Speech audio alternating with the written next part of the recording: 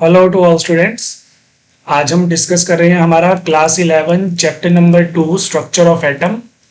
Practice sheet है हमारी 4 जो बोहर मॉडल पे बेस्ड है।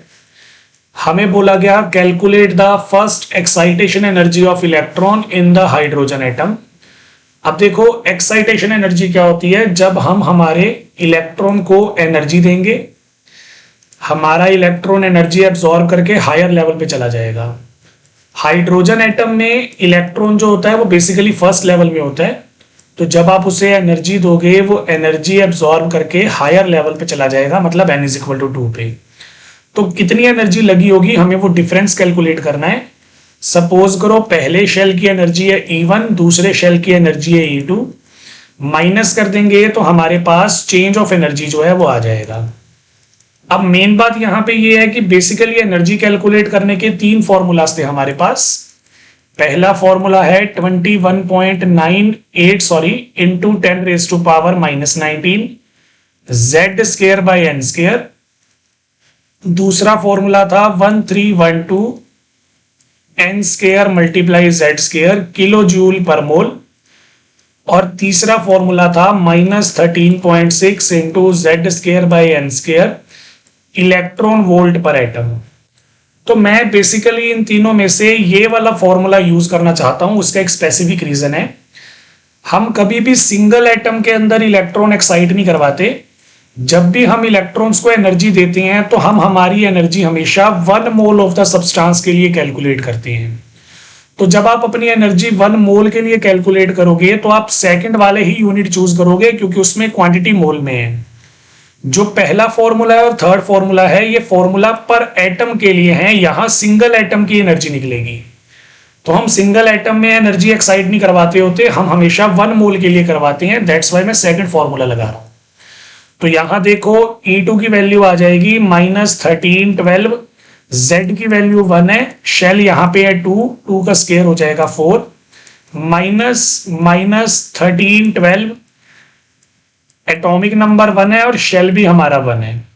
तो ये हमारे पास हो जाएगा -1312 बाई 4, माइनस माइनस यहां पे प्लस हो गया +1312। सॉल्व करेंगे, हमारे पास सॉल्व करके आ जाएगा 984 किलो जूल पर मोल। तो अगर आपने 1 मोल ऑफ इलेक्ट्रॉन्स को फर्स्ट एक्साइटेशन एनर्जी देनी है तो इतनी एनर्जी देनी पड़ेगी ताकि हमारे इलेक्ट्रॉन पहले शेल से दूसरे शेल में एक्साइट हो जाए।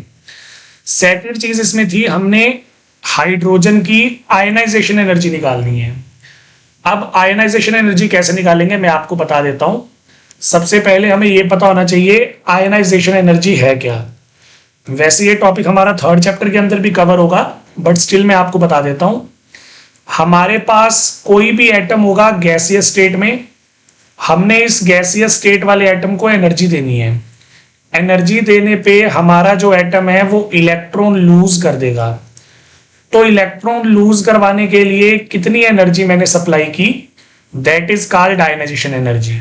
The energy required to remove the electron from the gaseous state. अब फिर मैं बता देता हूं, हम ये एनर्जी सिंगल एटम के लिए कैलकुलेट नहीं करते, 1 मोल ऑफ एटम्स के लिए कैलकुलेट करते हैं। तो यहां पे भी हमारा जो फॉर्मूला लगेगा वो एनर्जी के लिए लगेगा, जो हम मोल के टर्म्स में यूज करेंगे, यानी कि किलो जूल पर मोल वाला फॉर्मूला जो मैंने आपको सेकंड बताया था, -1312 into Z square by N square. ये वाला फॉर्मूला यहां पे भी अप्लाई होगा। अब आयनाइजेशन में क्या हुआ, इलेक्ट्रॉन रिमूव हो गया। तो हम ऐसा एज्यूम करेंगे कि हाइड्रोजन का जो इलेक्ट्रॉन था वो पहले शेल में था, आपने वो इलेक्ट्रॉन रिमूव करवा दिया। तो रिमूव करवाने का मतलब है वो इनफाइनाइट लेवल पे पहुंच गया। तो इनिशियल लेवल हमारा 1 हो जाएगा और फाइनल लेवल हमारा इनफाइनाइट हो जाएगा। हमारे पास एनर्जी डिफरेंस आएगा फिर से E इंफिनिटी -E1। तो ये अपने पास हो जाएगा, देखो -1312 into Z square by N square, यानी कि इंफिनिटी का स्केयर, -1312, जेड की वैल्यू है 1 और एन की वैल्यू भी हमारे पास 1। देखो infinity is very large number, और कोई भी लार्ज नंबर है उसका स्केयर करेंगे तो वो और भी ज्यादा लार्ज हो जाएगा। अब कोई लार्ज नंबर अगर डिनोमिनेटर में आ रहा हो तो हम उसे नेग्लेक्ट कर देते हैं, ये हो जाएगा 0, माइनस माइनस प्लस हो जाएगा। तो हमारे पास 1312 एज इट इज यानी कि 1312 किलो जूल पर मोल हमारी एनर्जी आ जाएगी।